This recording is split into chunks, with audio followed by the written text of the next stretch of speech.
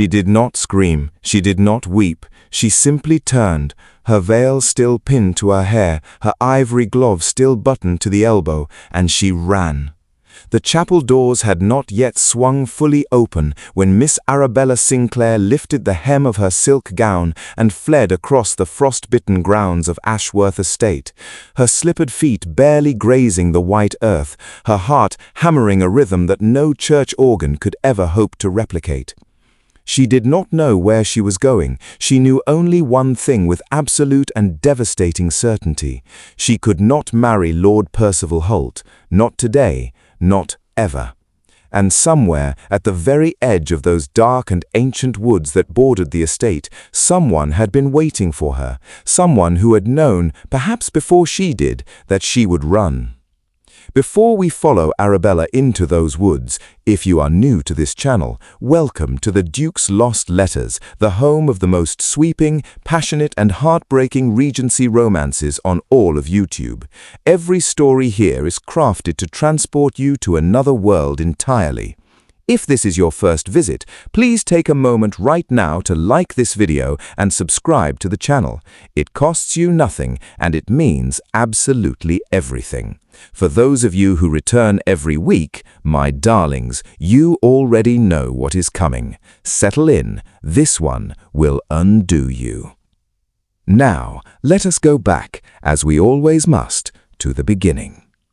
3 weeks prior to that cold and extraordinary morning, Arabella Sinclair had been a perfectly respectable young woman of 22, the second daughter of a baronet of moderate fortune and considerable debt. She had grey eyes the colour of the Thames in winter, and a quiet manner that those who did not know her mistook for meekness. Those who did know her understood that her silence was not submission, it was deliberation. Arabella Sinclair was always thinking.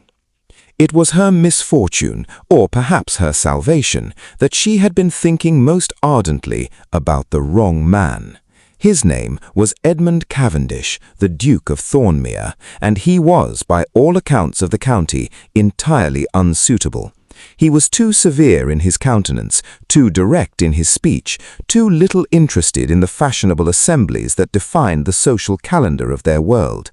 He had returned from the continent 2 years prior with a scar along his jaw and a reputation that whispered of duels, of passionate correspondence with a French countess, of a temperament that bordered, scandalously, on the romantic.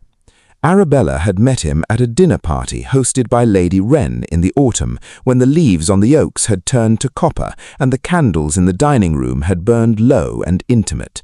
He had been seated across from her, and he had said almost nothing the entire evening, and yet, every time she had looked up from her plate, his dark eyes had already been upon her, not with impudence, not with the lazy calculation of a man assessing a suitable match, but with something that had no proper name in any etiquette primer she had ever studied, something that looked terrifyingly like recognition.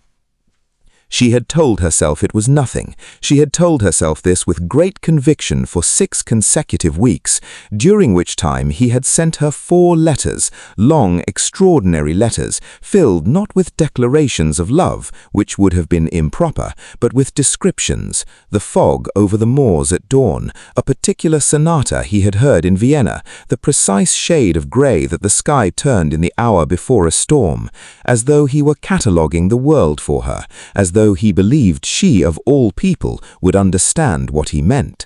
She understood perfectly. She also burned every single letter, lest her mother find them. And then, as all such stories must pivot upon, her father's debts had grown past all concealing, and Lord Percival Holt, a man of 50 with red hands and a prosperous estate in Shropshire, had made his offer. Her father had accepted it within the hour. Arabella had been informed at supper, between the fish course and the roasted pheasant, as though the matter were no more significant than a change in the weather. She had nodded, she had folded her hands in her lap, she had said, "Yes, Papa," in a voice so steady it had frightened even herself. And here, dear listener, If you are still with us, and I do hope you are, I want to pause and ask you once more, have you subscribed to the Duke's Lost Letters yet? If not, please do so now. We release a new story every week, each one more devastating than the last, and you would not want to miss a single one. Tap that subscribe button. It is the greatest gift you can give this channel, and this storyteller is profoundly grateful for every single one of you. Now then, the night before the wedding, Arabella had not slept. She had sat at her escritoire in the blue darkness of her chamber, listening to the wind rattle the window panes and watching a single candle gutter in the draught. She had thought of Lord Holt's red hands, she had thought of Shropshire, and then, almost without intending it, she had thought of a letter, the last one Edmund had sent, the one she had nearly burned and then had not, the one she had hidden beneath the false bottom of her jewelry box, where it had lived for 11 days like a small, dangerous secret. She had retrieved it. She had read it again in the trembling candlelight. The letter had contained no proposal. It had contained no ultimatum. It had contained only this in his precise and slightly slanted hand. Miss Sinclair, I have never been a man given to hope. It has seemed to me, for most of my life, a rather reckless expenditure of the spirit, but I find that where you are concerned, I am quite helpless against it. I find that I hope, rather ardently, that you will not do anything irreversible before I have had the chance to say, in person and properly, what I have only dared to say in these pages. I will be at Ashworth on the 15th, not inside, I would not presume, but near, at the edge of the woods where the old oak leans.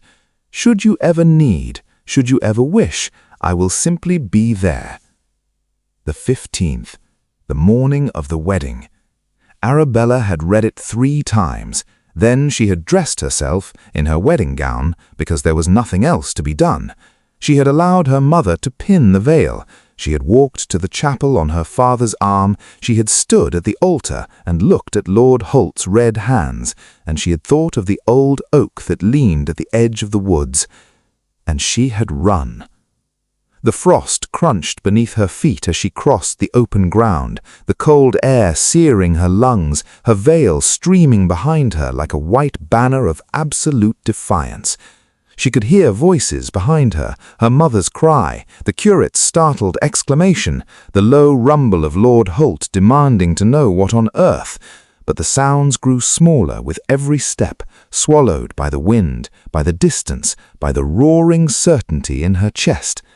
The woods received her like a secret kept too long, and there, beside the old oak that leaned, as though it had been waiting just as long as he had, stood Edmund Cavendish, Duke of Thornmere. His coat was dark against the pale bark, his breath misting in the cold air, and his expression, that severe, guarded, extraordinary countenance, was the most open she had ever seen it. She walked to him. She stopped when she was close enough to see the frost on his collar. "You came," he said. At last. His voice was low, roughened, she thought, by the cold, or by something else entirely. "You came," she answered, and the smile that crossed his face then, slow and wondering and devastatingly human, was the only answer either of them required. The scandal, of course, was immense. The county spoke of nothing else for months. Her mother did not recover her composure until spring. Lord Holt returned to Shropshire and was, by all reports, perfectly fine, and Arabella Sinclair, who became in due and proper course the Duchess of Thornmere, kept every letter Edmund ever wrote her for the rest of her long and extraordinarily happy life. And that, my darlings, is where we leave them, in the cold and golden quiet of those ancient woods, at the beginning of everything. If this story moved you, if it kept you company today, please leave it a like. It tells me that you want more, and I will always, always give you more. Subscribe to the Duke's Lost Letters if you have not yet done so, and ring that notification bell so that the next story finds you the very moment it arrives. Until then, mind your correspondence. You never know which letter might change everything.